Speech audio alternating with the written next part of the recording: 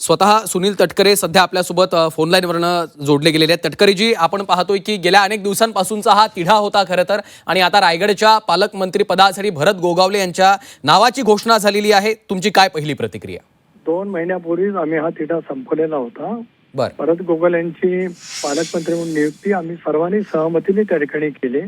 कारण पूर्वी हा जिल्हा राष्ट्रवादी काँग्रेस पक्षाकडे आला होता, पण मधल्या कालावधीमध्ये देवेंद्रजी फडणवीस साहेब, एकनाथराव शिंदे साहेब, बहिणी या सर्वांची जो एकत्रित चर्चा करत आम्ही त्या गोष्टीला मान्यता त्या ठिकाणी दिली।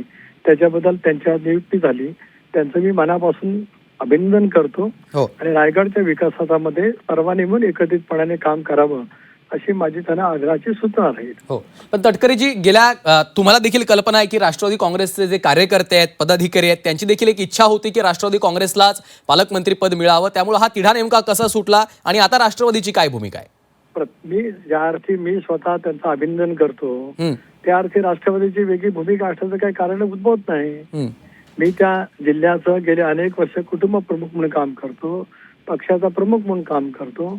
त्यावेळेला तसं कोणाच्या मनामध्ये राहण्याचं काही कारण येऊ शकत नाही, आणि त्याच्यामुळे आता सामोपचाराने समन्वयाने आम्ही हा निर्णय त्या ठिकाणी घेतलेला आहे। आता त्याच पद्धतीने जिल्ह्याच्या विकासासाठी एकत्रितपणाने आम्ही सगळेजण काम करू।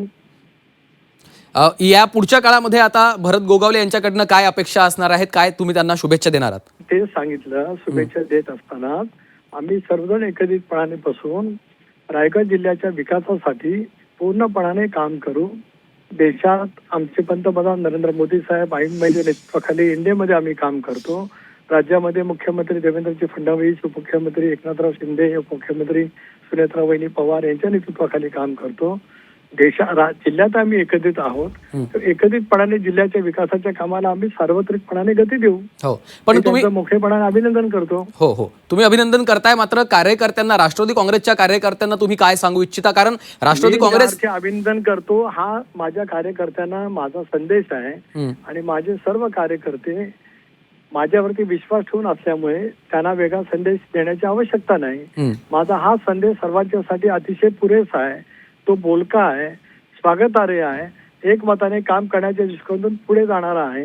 आम्ही इंडियाचे घटक आहोत, राज्यामध्ये आज आम्ही एकत्रितपणाने त्या ठिकाणी काम करतो आहोत, त्याच गतीने आम्हाला पुढे वाटचाल करायची आहे। नाही, मात्र पहिल्या दिवसापासून आग्रही असणारी राष्ट्रवादी काँग्रेस अचानक आता एक पाऊल मागे यावं लागले, याबद्दल तुमचं काय म्हणणं आहे? ते सांगितल्याच्या नंतर त्याला काय उपयोग राहणार नाही। आम्ही सहमतीने निर्णय घेतला हे आपल्याला वारंवार मी बोललो। त्या पूर्वीचा आग्रह प्राप्त परिस्थितीनुसार वेगवेगळी समीकरणं बदलत असतात, त्या बदलत्या समीकरणात एनडीए मजबूत करावं, राज्यातलं सरकारला मजबूती द्यावी, आम्ही सर्वांनी रायगड जिल्ह्याच्या विकासाला गती द्यावी, या भूमिकेतून आम्ही निर्णय घेतलेला आहे।